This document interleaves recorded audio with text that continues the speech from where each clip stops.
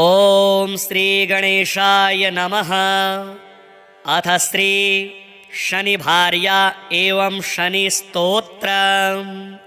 यः पुरा राज्यभ्रष्टाय नलाय प्रददो किल स्वप्ने शौरिः स्वयं मन्त्रं सर्वकामफलप्रदं क्रोडं नीलाञ्जनप्रख्यं नीलजीमूतसन्निभं छायामार्तण्डसम्भूतं नमस्यामि शनैश्चरं।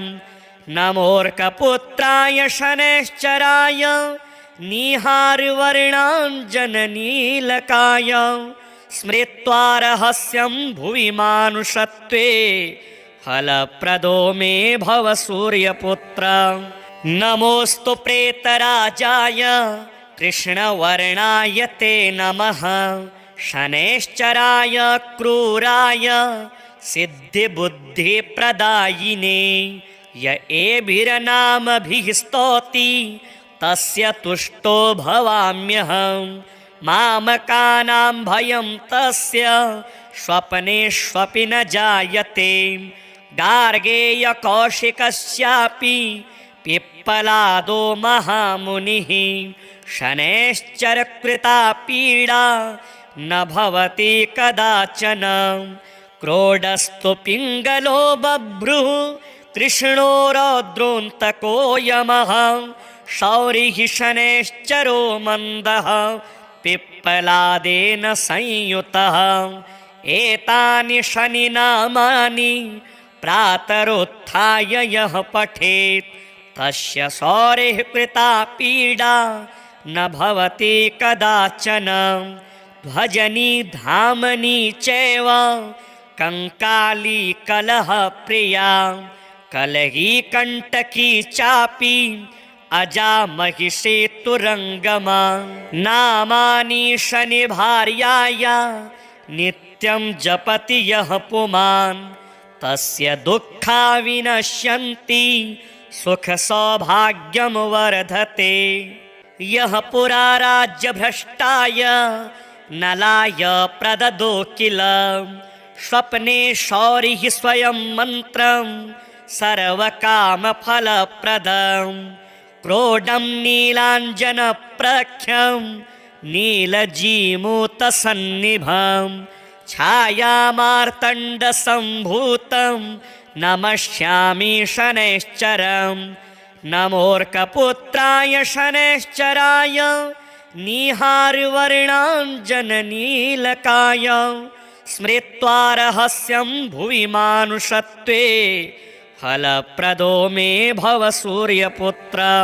नमोऽस्तु प्रेतराजाय कृष्णवर्णाय ते नमः। शनैश्चराय क्रूराय सिद्धिबुद्धिप्रदायिने य एभिर्नामभिः स्तौति तस्य तुष्टो भवाम्यहम्। मामकानां भयं तस्य स्वप्नेष्वपि न जायते। गार्गेयकौशिकस्यापि पिप्पलादो महामुनिः शनैश्चरकृता पीडा न भवति कदाचन। क्रोडस्तु पिङ्गलो बभ्रुः कृष्णो रौद्रोऽन्तको यमः। शौरिः शनैश्चरो मन्दः पिप्पलादेन संयुतः। एतानि शनिनामानि प्रातरुत्थाय यः पठेत् तस्य शौरिः कृता पीडा न भवति कदाचन। ध्वजनी धामनी चैव कंकाली कलहप्रिया कलही कंटकी चापि अजा महिषी तुरंगमा। नामानि शनिभार्याय नित्यं जपति यः पुमान् तस्य दुःखा विनश्यन्ति सुख सौभाग्यं वर्धते। यः पुरा राज्यभ्रष्टाय नलाय प्रददो किल स्वप्ने शौरिः स्वयं मन्त्रं सर्वकामफलप्रदं क्रोडं नीलाञ्जनप्रख्यं नीलजीमूतसन्निभं छायामार्तण्डसम्भूतं नमस्यामि शनैश्चरं नमोऽर्कपुत्राय शनैश्चराय निहारवर्णाञ्जननीलकाय स्मृत्वा रहस्यं भुवि मानुषत्वे फलप्रदो मे भव सूर्यपुत्र। नमोऽस्तु प्रेतराजाय कृष्णवर्णाय ते नमः शनैश्चराय क्रूराय सिद्धिबुद्धिप्रदायिने य एभिर्नामभिः स्तौति तस्य तुष्टो भवाम्यहं मामकानां भयं तस्य स्वप्नेष्वपि न जायते। गार्गेयकौशिकस्यापि पिप्पलादो महामुनिः शनैश्चरकृता पीडा न भवति कदाचन। क्रोडस्तु पिङ्गलो बभ्रुः कृष्णो रौद्रोऽन्तको यमः शौरिः शनैश्चरो मन्दः पिप्पलादेन संयुतः। एतानि शनिनामानि प्रातरुत्थाय यः पठेत् तस्य शौरिः कृता पीडा न भवति कदाचन। भजनी धामनी चैव कंकाली कलहप्रिया कलही कंटकी चापि अजा महिषेतुरङ्गमा। नामानि शनिभार्याय नित्यं जपति यः पुमान् तस्य दुःखा विनश्यन्ति सुखसौभाग्यं वर्धते। यः पुरा राज्यभ्रष्टाय नलाय प्रददो किल स्वप्ने शौरिः स्वयं मन्त्रं सर्वकामफलप्रदं। क्रोडं नीलाञ्जनप्रख्यं नीलजीमूतसन्निभं छायामार्तण्डसम्भूतं नमस्यामि शनैश्चरं नमोऽर्कपुत्राय शनैश्चराय निहारवर्णाञ्जननीलकाय स्मृत्वा रहस्यं भुवि मानुषत्वे फलप्रदो मे भव सूर्यपुत्र। नमोऽस्तु प्रेतराजाय कृष्णवर्णाय ते नमः शनैश्चराय क्रूराय सिद्धिबुद्धिप्रदायिने य एभिर्नामभिः स्तौति तस्य तुष्टो भवाम्यहं मामकानां भयं तस्य स्वप्नेष्वपि न जायते। गार्गेयकौशिकस्यापि पिप्पलादो महामुनिः शनैश्चरकृता पीडा न भवति कदाचन। क्रोडस्तु पिङ्गलो बभ्रुः कृष्णो रौद्रोऽन्तको यमः शौरिः शनैश्चरो मन्दः पिप्पलादेन संयुतः। एतानि शनिनामानि प्रातरुत्थाय यः पठेत् तस्य शौरिः कृता पीडा न भवति कदाचन। भजनी धामनी चैव कंकाली कलहप्रिया कलही कंटकी चापि अजा महिषेतुरङ्गमा। नामानि शनिभार्याय नित्यं जपति यः पुमान् तस्य दुःखा विनश्यन्ति सुखसौभाग्यं वर्धते। यः पुरा राज्यभ्रष्टाय नलाय प्रददो किल स्वप्ने शौरिः स्वयं मन्त्रं सर्वकामफलप्रदं। क्रोडं नीलाञ्जनप्रख्यं नीलजीमूतसन्निभं छायामार्तण्डसम्भूतं नमस्यामि शनैश्चरं नमोऽर्कपुत्राय शनैश्चराय निहारवर्णाञ्जननीलकाय स्मृत्वा रहस्यं भुवि मानुषत्वे फलप्रदो मे भव सूर्यपुत्र। नमोऽस्तु प्रेतराजाय कृष्णवर्णाय ते नमः। शनैश्चराय क्रूराय सिद्धिबुद्धिप्रदायिने य एभिर्नामभिः स्तौति तस्य तुष्टो भवाम्यहम्। मामकानां भयं तस्य स्वप्नेष्वपि न जायते। गार्गेयकौशिकस्यापि पिप्पलादो महामुनिः शनैश्चरकृता पीडा न भवति कदाचन।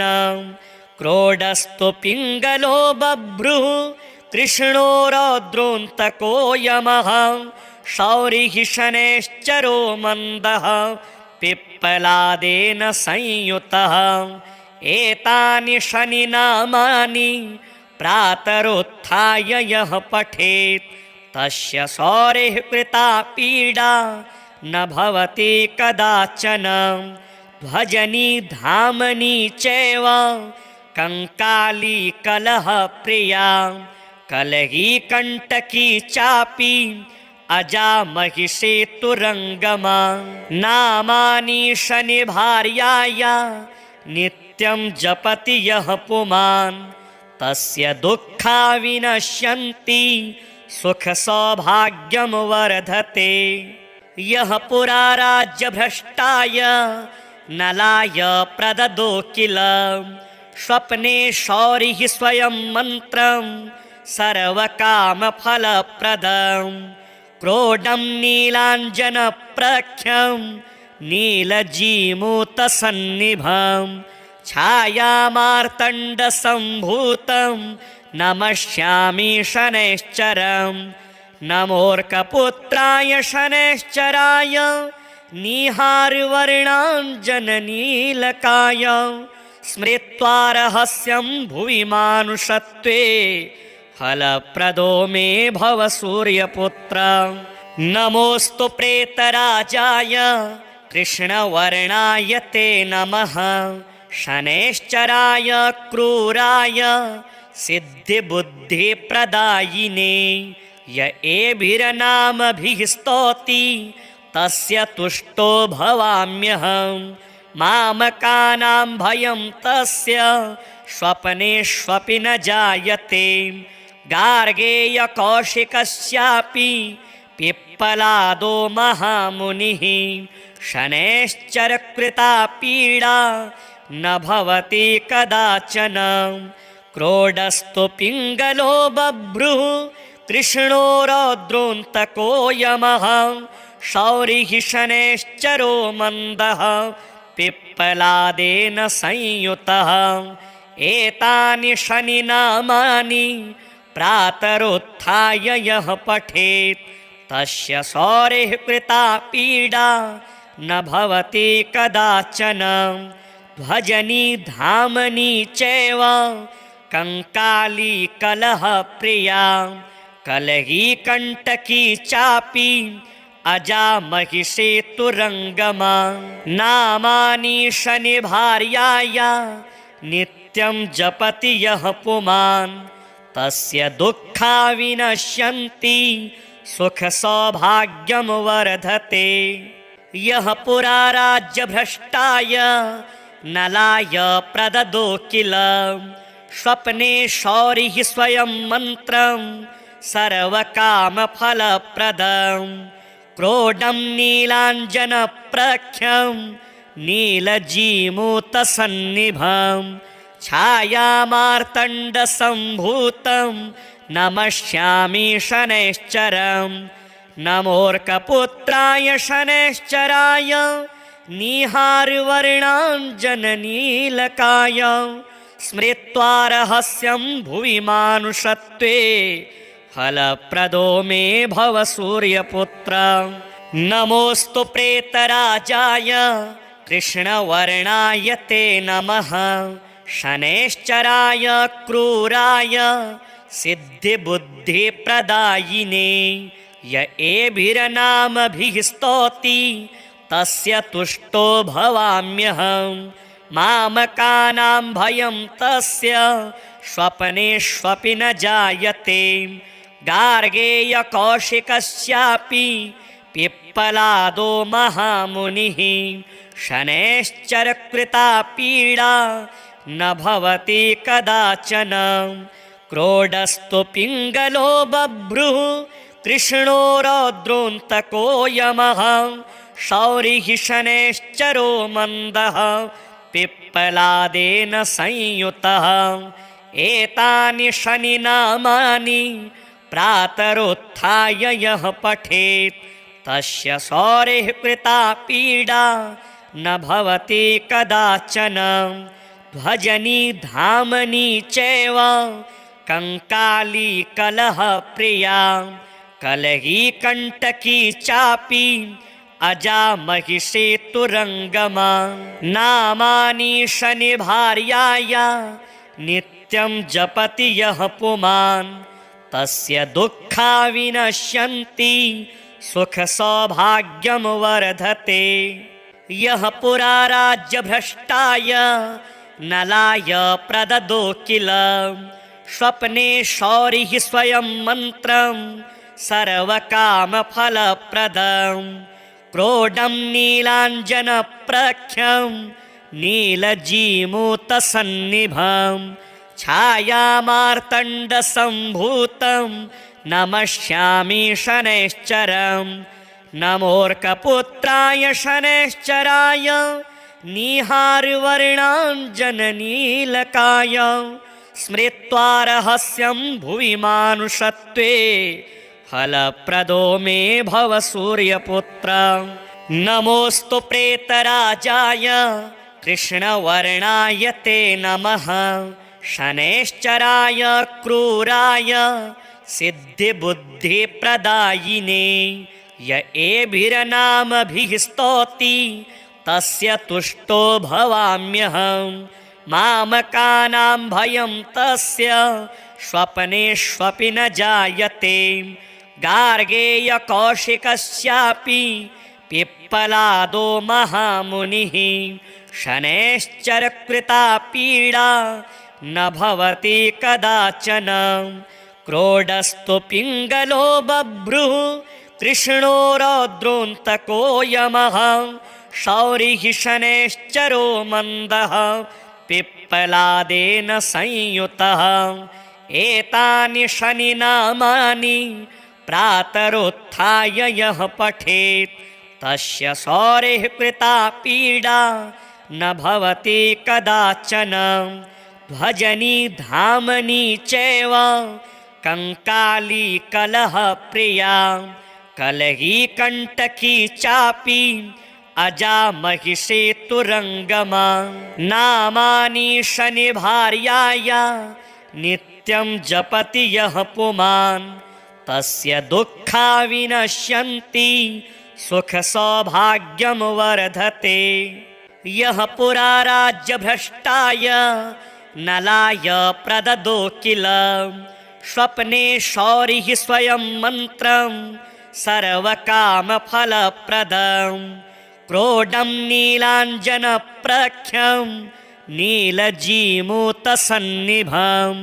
छायामार्तण्डसम्भूतं नमस्यामि शनैश्चरं नमोऽर्कपुत्राय शनैश्चराय निहारवर्णाञ्जननीलकाय स्मृत्वा रहस्यं भुवि मानुषत्वे फलप्रदो मे भव सूर्यपुत्र नमोऽस्तु प्रेतराजाय कृष्णवर्णाय ते नमः शनैश्चराय क्रूराय सिद्धिबुद्धिप्रदायिने य एभिर्नामभिः स्तौति तस्य तुष्टो भवाम्यहं मामकानां भयं तस्य स्वप्नेष्वपि न जायते गार्गेयकौशिकस्यापि पिप्पलादो महामुनिः शनैश्चरकृता पीडा न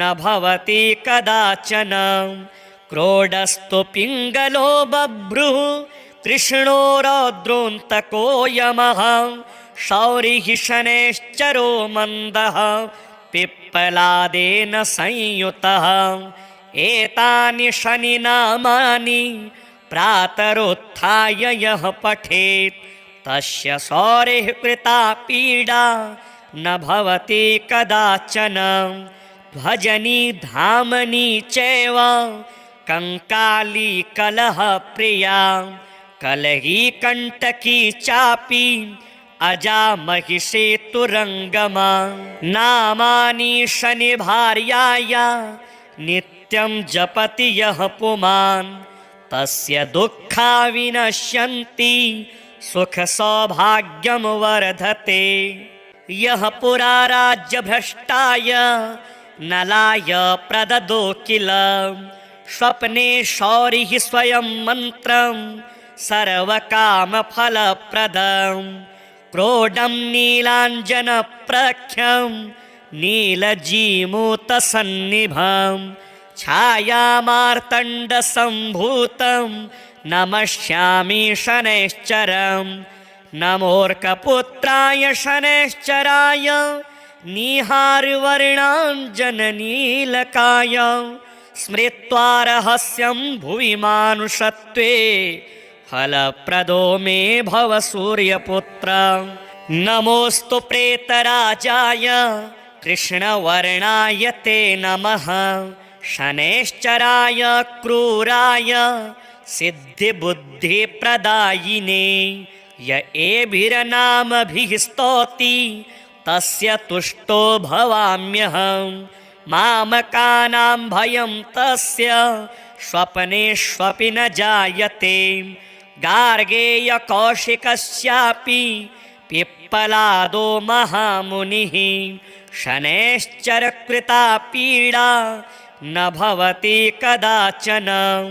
क्रोडस्तु पिङ्गलो बभ्रुः कृष्णो रौद्रोऽन्तको यमः। शौरिः शनैश्चरो मन्दः पिप्पलादेन संयुतः। एतानि शनिनामानि प्रातरुत्थाय यः पठेत् तस्य सौरेः कृता पीडा न भवति कदाचन।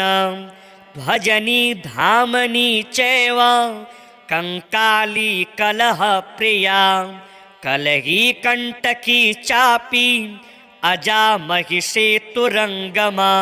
नामानि शनि भार्याय नित्यं जपति यः पुमान् तस्य दुःखा विनश्यन्ति सुख सौभाग्यं वर्धते। यः पुरा राज्यभ्रष्टाय नलाय प्रददो किल स्वप्ने शौरिः स्वयं मन्त्रं सर्वकामफलप्रदं। क्रोडं नीलाञ्जनप्रख्यं नीलजीमूतसन्निभं छायामार्तण्डसम्भूतं नमस्यामि शनैश्चरं। नमोऽर्कपुत्राय शनैश्चराय निहारवर्णाञ्जननीलकाय स्मृत्वा रहस्यं भुवि मानुषत्वे फलप्रदो मे भव सूर्यपुत्र। नमोऽस्तु प्रेतराजाय कृष्णवर्णाय ते नमः। शनैश्चराय क्रूराय सिद्धिबुद्धिप्रदायिने य एभिर्नामभिः स्तौति तस्य तुष्टो भवाम्यहम्। मामकानां भयं तस्य स्वप्नेष्वपि न जायते। गार्गेयकौशिकस्यापि पिप्पलादो महामुनिः शनैश्चरकृता पीडा न भवति कदाचन। क्रोडस्तु पिङ्गलो बभ्रुः कृष्णो रौद्रोऽन्तको यमः। शौरिः शनैश्चरो मन्दः पिप्पलादेन संयुतः। एतानि शनिनामानि प्रातरुत्थाय यः पठेत् तस्य सौरेः कृता पीडा न भवति कदाचन।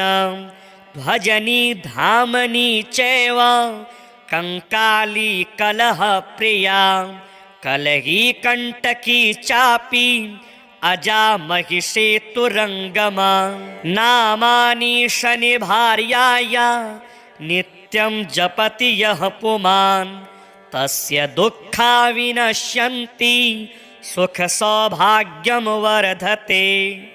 यः पुरा राज्यभ्रष्टाय नलाय प्रददो किल स्वप्ने शौरिः स्वयं मन्त्रं सर्वकामफलप्रदं क्रोडं नीलाञ्जनप्रख्यं नीलजीमूतसन्निभं छायामार्तण्डसम्भूतं नमस्यामि शनैश्चरं नमोऽर्कपुत्राय शनैश्चराय निहारवर्णाञ्जननीलकाय स्मृत्वा रहस्यं भुवि मानुषत्वे फलप्रदो मे भव सूर्यपुत्र। नमोऽस्तु प्रेतराजाय कृष्णवर्णाय ते नमः शनैश्चराय क्रूराय सिद्धिबुद्धिप्रदायिने य एभिर्नामभिः स्तौति तस्य तुष्टो भवाम्यहं मामकानां भयं तस्य स्वप्नेष्वपि न जायते।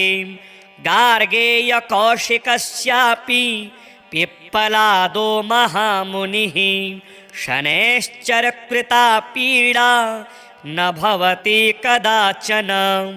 क्रोडस्तु पिङ्गलो बभ्रुः कृष्णो रौद्रोऽन्तको यमः शौरिः शनैश्चरो मन्दः पिप्पलादेन संयुतः।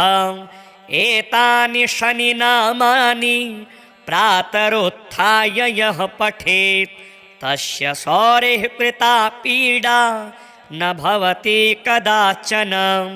ध्वजनी धामनी चैव कंकाली कलह प्रिया कलही कंटकी चापि अजामहिषेतुरङ्गमा नामानि शनिभार्याय नित्यं जपति यः पुमान् तस्य दुःखा विनश्यन्ति सुखसौभाग्यं वर्धते। यः पुरा राज्यभ्रष्टाय नलाय प्रददो किल स्वप्ने शौरिः स्वयं मन्त्रं सर्वकामफलप्रदं क्रोडं नीलाञ्जनप्रख्यं नीलजीमूतसन्निभं छायामार्तण्डसम्भूतं नमस्यामि शनैश्चरं नमोऽर्कपुत्राय शनैश्चराय निहारवर्णाञ्जननीलकाय स्मृत्वा रहस्यं भुवि मानुषत्वे फलप्रदो मे भव सूर्यपुत्र। नमोऽस्तु प्रेतराजाय कृष्णवर्णाय ते नमः शनैश्चराय क्रूराय सिद्धिबुद्धिप्रदायिने य एभिर्नामभिः स्तौति तस्य तुष्टो भवाम्यहं मामकानां भयं तस्य स्वप्नेष्वपि न जायते। गार्गेयकौशिकस्यापि पिप्पलादो महामुनिः शनैश्चरकृता पीडा न भवति कदाचन। क्रोडस्तु पिङ्गलो बभ्रुः कृष्णो रौद्रोऽन्तको यमः शौरिः शनैश्चरो मन्दः पिप्पलादेन संयुतः। एतानि शनिनामानि प्रातरुत्थाय यः पठेत् तस्य शौरिः कृता पीडा न भवति कदाचन। ध्वजनी धामनी चैव कंकाली कलह प्रिया कलही कंटकी चापि अजामहिषेतुरङ्गमा नामानि शनिभार्याय नित्यं जपति यः पुमान् तस्य दुःखा विनश्यन्ति सुखसौभाग्यं वर्धते।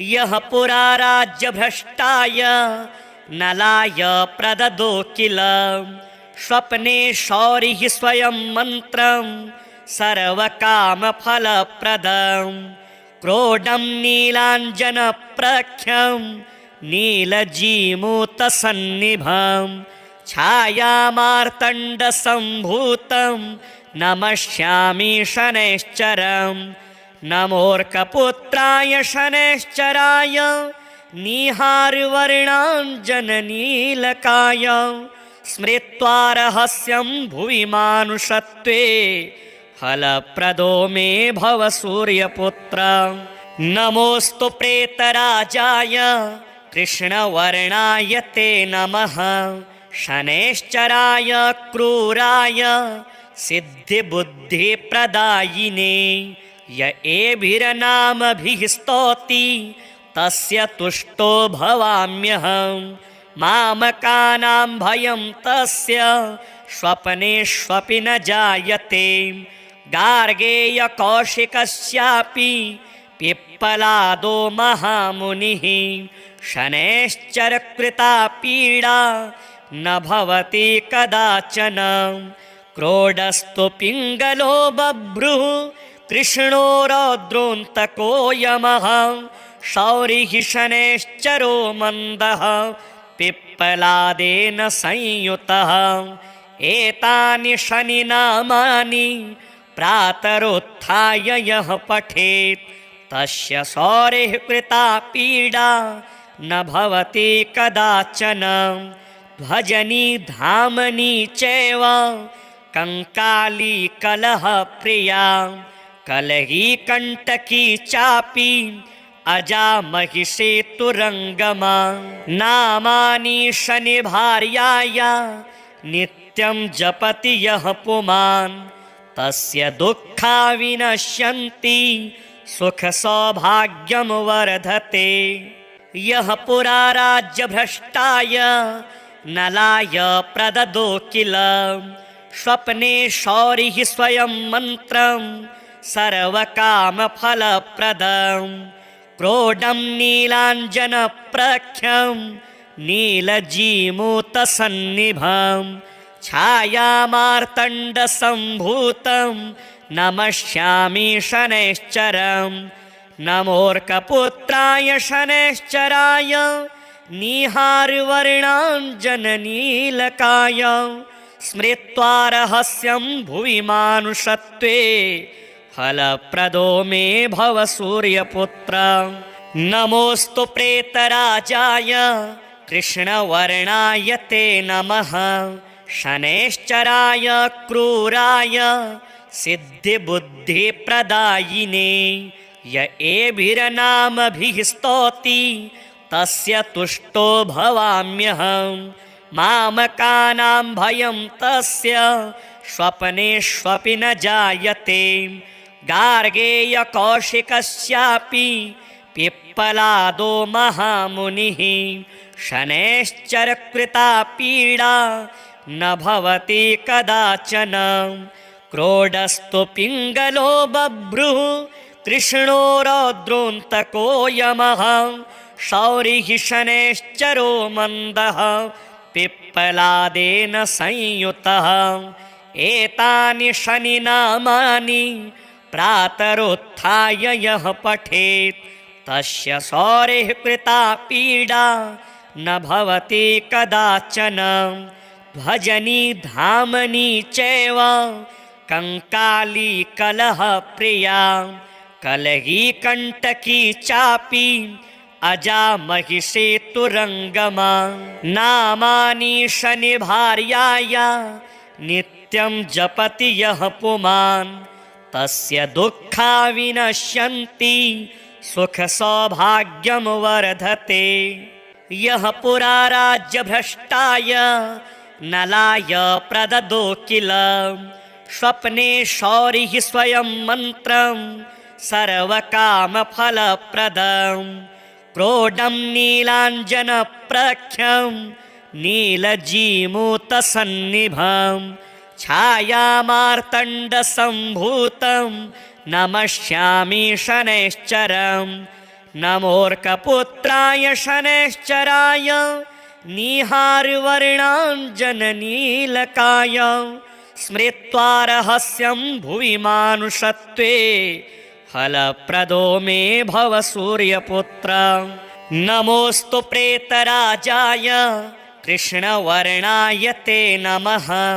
शनैश्चराय क्रूराय सिद्धिबुद्धिप्रदायिने य एभिर्नामभिः स्तौति तस्य तुष्टो भवाम्यहम्। मामकानां भयं तस्य स्वप्नेष्वपि न जायते। गार्गेयकौशिकस्यापि पिप्पलादो महामुनिः शनैश्चरकृता पीडा न भवति कदाचन। क्रोडस्तु पिङ्गलो बभ्रुः कृष्णो रौद्रोऽन्तको यमः। शौरिः शनैश्चरो मन्दः पिप्पलादेन संयुतः।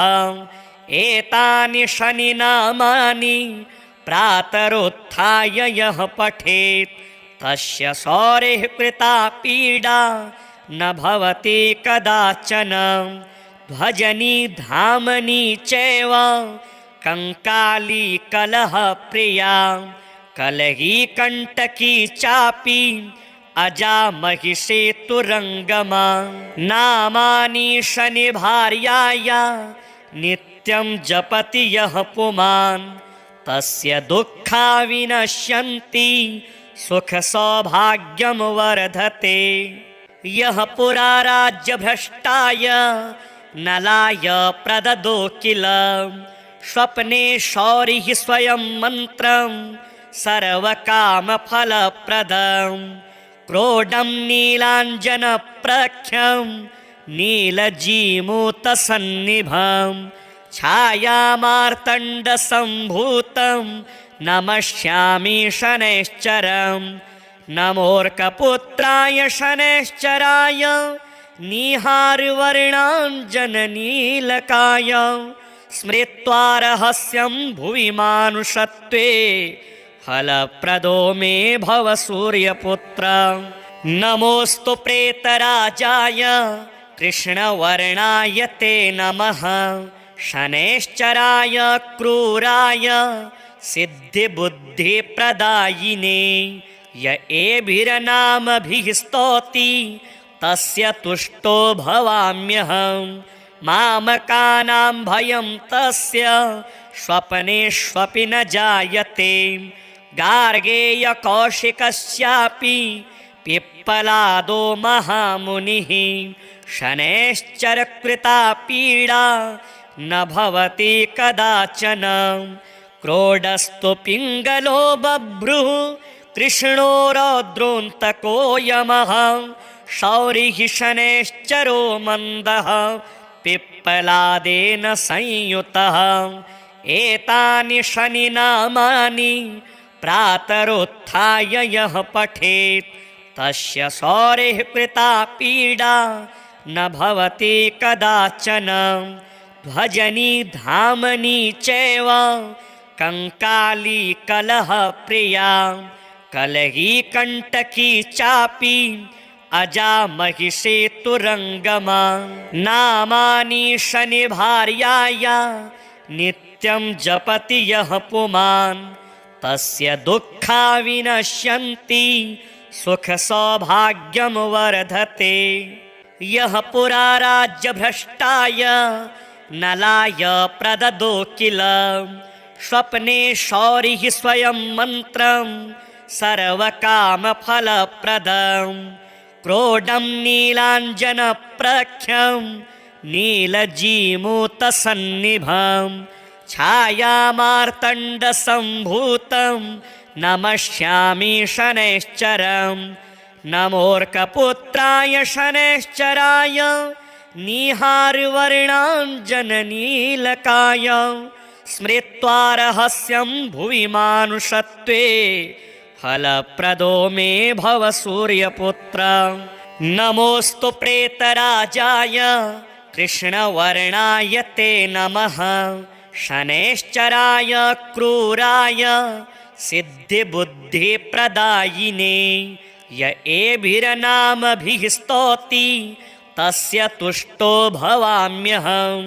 मामकानां भयं तस्य स्वप्नेष्वपि न जायते गार्गेयकौशिकस्यापि पिप्पलादो महामुनिः शनैश्चरकृता पीडा न भवति कदाचन क्रोडस्तु पिङ्गलो बभ्रुः कृष्णो रौद्रोऽन्तको यमः शौरिः शनैश्चरो मन्दः पिप्पलादेन संयुतः एतानि शनिनामानि प्रातरुत्थाय यः पठेत् तस्य शौरिः कृता पीडा न भवति कदाचन ध्वजनी धामनी चैव कंकाली कलहप्रिया कलही कंटकी चापि अजा महिषेतुरङ्गमा नामानि शनिभार्याया नित्यं जपति यः पुमान् तस्य दुःखा विनश्यन्ति सुखसौभाग्यं वर्धते यः पुरा राज्यभ्रष्टाय नलाय प्रददो किल स्वप्ने शौरिः स्वयं मन्त्रं सर्वकामफलप्रदं क्रोडं नीलाञ्जनप्रख्यं नीलजीमूतसन्निभं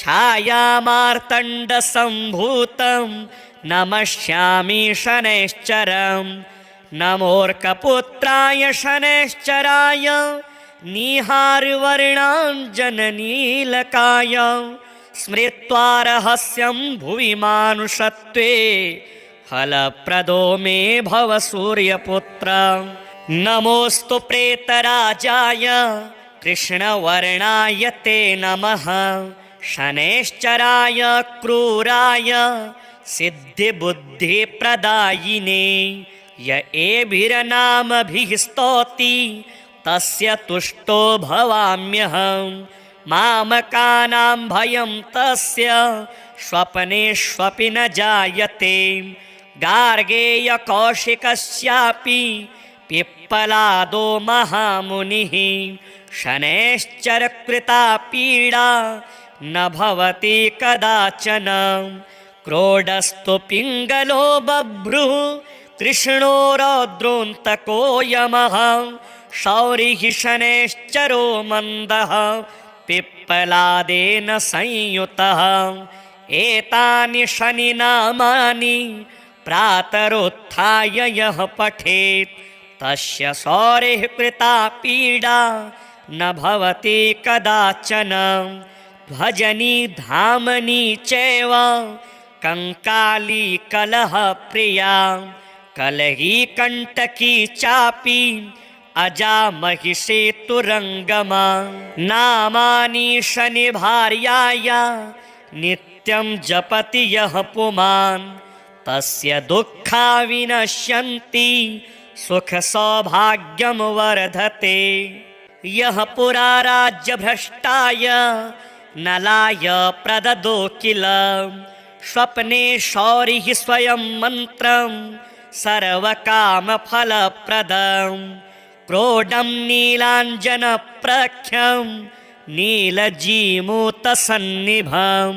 छायामार्तण्डसम्भूतं नमस्यामि शनैश्चरं नमोऽर्कपुत्राय शनैश्चराय निहारवर्णाञ्जननीलकाय स्मृत्वा रहस्यं भुवि मानुषत्वे फलप्रदो मे भव सूर्यपुत्र नमोऽस्तु प्रेतराजाय कृष्णवर्णाय ते नमः शनैश्चराय क्रूराय सिद्धिबुद्धिप्रदायिने य एभिर्नामभिः स्तौति तस्य तुष्टो भवाम्यहं मामकानां भयं तस्य स्वप्नेष्वपि न जायते गार्गेयकौशिकस्यापि पिप्पलादो महामुनिः शनैश्चरकृता पीडा न भवति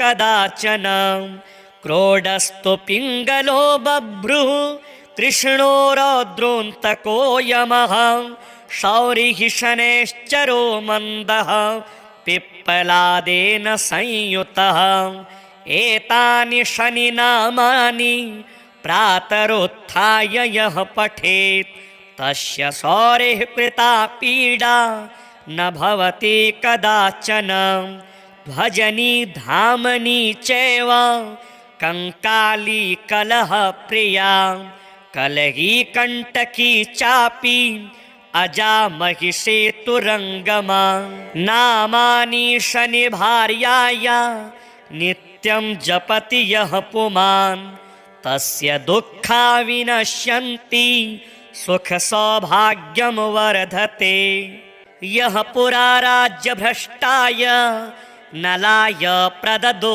किल स्वप्ने शौरिः स्वयं मन्त्रं सर्वकामफलप्रदं क्रोडं नीलाञ्जनप्रख्यं नीलजीमूतसन्निभं छायामार्तण्डसम्भूतं नमस्यामि शनैश्चरम् नमोऽर्कपुत्राय शनैश्चराय निहारवर्णाञ्जननीलकाय स्मृत्वा रहस्यं भुवि मानुषत्वे फलप्रदो मे भव सूर्यपुत्र नमोऽस्तु प्रेतराजाय कृष्णवर्णाय ते नमः शनैश्चराय क्रूराय सिद्धिबुद्धिप्रदायिने य एभिर्नामभिः स्तौति तस्य तुष्टो भवाम्यहं मामकानां भयं तस्य स्वप्नेष्वपि न जायते गार्गेयकौशिकस्यापि पिप्पलादो महामुनिः शनैश्चरकृता पीडा न भवति कदाचन क्रोडस्तु पिङ्गलो बभ्रुः कृष्णो रौद्रोऽन्तको यमः शौरिः शनैश्चरो मन्दः पिप्पलादेन संयुतः एतानि शनिनामानि प्रातरुत्थाय यः पठेत् तस्य शौरिः कृता पीडा न भवति कदाचन भजनी धामनी चैव कंकाली कलह प्रिया कलही कंटकी चापी अजा महिषेतुरंगमा नामानि शनि भार्याया नित्यं जपति यः पुमान् तस्य दुःखा विनश्यन्ति सुख सौभाग्यं वर्धते यः पुरा राज्यभ्रष्टाय नलाय प्रददो किल स्वप्ने शौरिः स्वयं मन्त्रं सर्वकामफलप्रदं क्रोडं नीलाञ्जनप्रख्यं नीलजीमूतसन्निभं छायामार्तण्डसम्भूतं नमस्यामि शनैश्चरं नमोऽर्कपुत्राय शनैश्चराय निहारवर्णाञ्जननीलकाय स्मृत्वा रहस्यं भुवि मानुषत्वे फलप्रदो मे भव सूर्यपुत्र नमोऽस्तु प्रेतराजाय कृष्णवर्णाय ते नमः शनैश्चराय क्रूराय सिद्धिबुद्धिप्रदायिने य एभिर्नामभिः स्तौति तस्य तुष्टो भवाम्यहं मामकानां भयं तस्य स्वप्नेष्वपि न जायते गार्गेयकौशिकस्यापि पिप्पलादो महामुनिः शनैश्चरकृता पीडा न भवति कदाचन क्रोडस्तु पिङ्गलो बभ्रुः कृष्णो रौद्रोऽन्तको यमः शौरिः शनैश्चरो मन्दः पिप्पलादेन संयुतः एतानि शनिनामानि प्रातरुत्थाय यः पठेत् तस्य शौरिः कृता पीडा न भवति कदाचन भजनी धामनी चैव कंकाली कलह प्रिया कलही कंटकी चापी अजा महिषेतुरंगमा नामानि शनिभार्याया नित्यं जपति यः पुमान् तस्य दुःखा विनश्यन्ति सुख सौभाग्यं वर्धते। यः पुरा राज्यभ्रष्टाय नलाय प्रददो किल स्वप्ने शौरिः स्वयं मन्त्रं सर्वकामफलप्रदं क्रोडं नीलाञ्जनप्रख्यं नीलजीमूतसन्निभं छायामार्तण्डसम्भूतं नमस्यामि शनैश्चरं नमोऽर्कपुत्राय शनैश्चराय निहारवर्णाञ्जननीलकाय स्मृत्वा रहस्यं भुवि मानुषत्वे फलप्रदो मे भव सूर्यपुत्र। नमोऽस्तु प्रेतराजाय कृष्णवर्णाय ते नमः शनैश्चराय क्रूराय सिद्धिबुद्धिप्रदायिने य एभिर्नामभिः स्तौति तस्य तुष्टो भवाम्यहं मामकानां भयं तस्य स्वप्नेष्वपि न जायते। गार्गेयकौशिकस्यापि पिप्पलादो महामुनिः शनैश्चरकृता पीडा न भवति कदाचन। क्रोडस्तु पिङ्गलो बभ्रुः कृष्णो रौद्रोऽन्तको यमः शौरिः शनैश्चरो मन्दः पिप्पलादेन संयुतः। एतानि शनिनामानि प्रातरुत्थाय यः पठेत् तस्य शौरिः कृता पीडा न भवति कदाचन।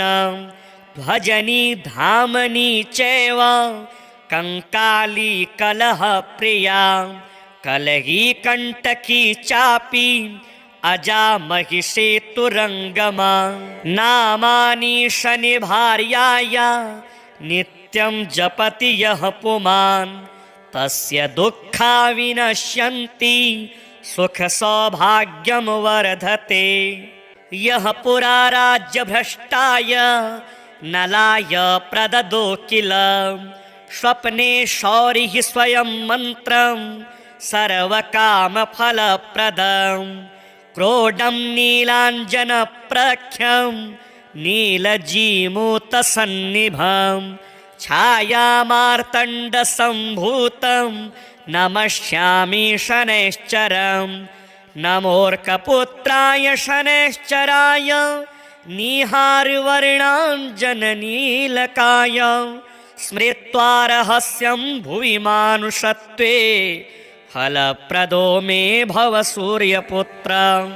नमोऽस्तु प्रेतराजाय कृष्णवर्णाय ते नमः शनैश्चराय क्रूराय सिद्धिबुद्धिप्रदायिने य एभिर्नामभिः स्तौति तस्य तुष्टो भवाम्यहं मामकानां भयं तस्य स्वप्नेष्वपि न जायते। गार्गेयकौशिकस्यापि पिप्पलादो महामुनिः शनैश्चरकृता पीडा न भवति कदाचन। क्रोडस्तु पिङ्गलो बभ्रुः कृष्णो रौद्रोऽन्तको यमः शौरिः शनैश्चरो मन्दः पिप्पलादेन संयुतः।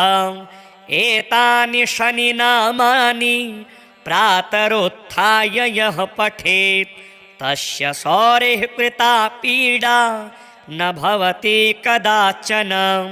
ध्वजनी धामनी चैव कंकाली कलहप्रिया कलही कंटकी चापि अजा महिषेतुरंगमा नामानि शनिभार्याया नित्यं जपति यः पुमान् तस्य दुःखा विनश्यन्ति सुख सौभाग्यं वर्धते।